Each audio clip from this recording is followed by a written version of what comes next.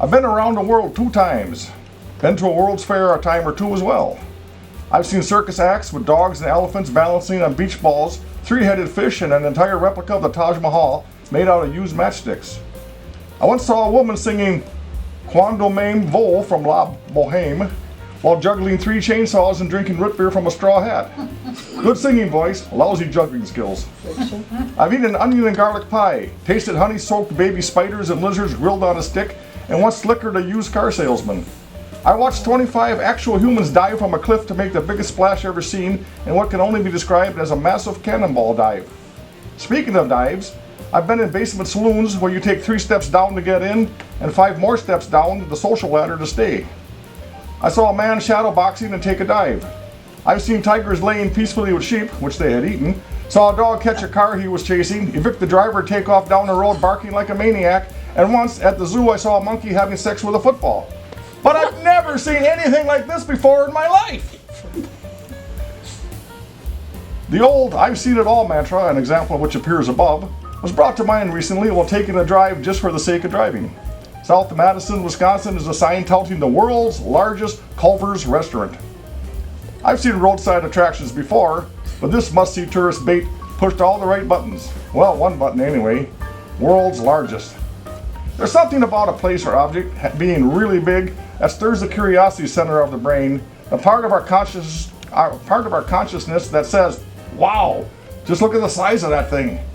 Sure, you're saying to yourself, you eat at one restaurant that's inside a giant milk bottle, you've eaten at them all. But that's not true. Well, okay, maybe in this case it is. Maybe at one time, the golden age of giant milk bottle restaurants, as the historians call it, such dairy-themed bistros would feature actual dairy-themed menus. But alas, they're just burger joints with meatloaf sandwich special. Getting back to the giant Culvers, I can only imagine what it must be like to be the owner of the souvenir shop that must be nearby.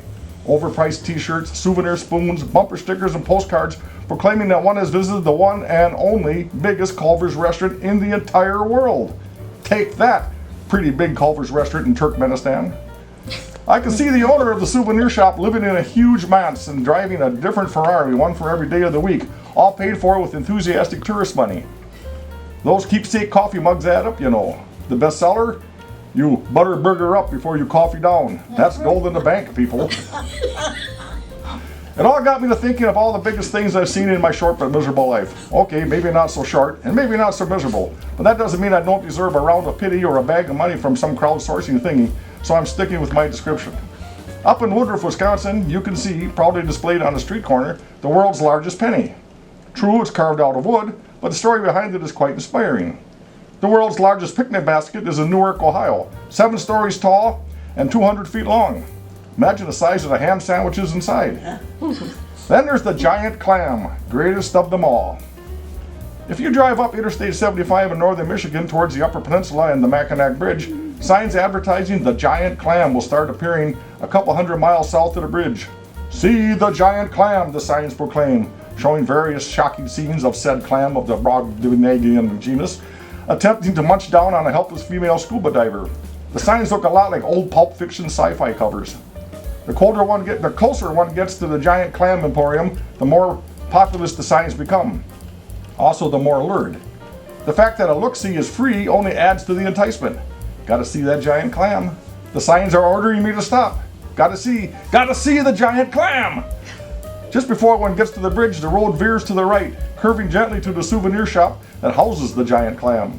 A line of cars dutifully turns down the road, while others, who have either seen the clam or are hurrying north to negotiate with hostage takers, just keep up going on their way. There could be no other explanation. Show me someone who would pass up a chance to see a giant clam up close and personal, and I'll show you someone with something better to do. That's what.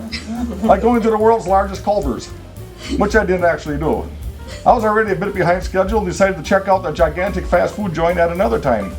Maybe even cruise past what I assume is a 50-room mansion owned by the souvenir guy.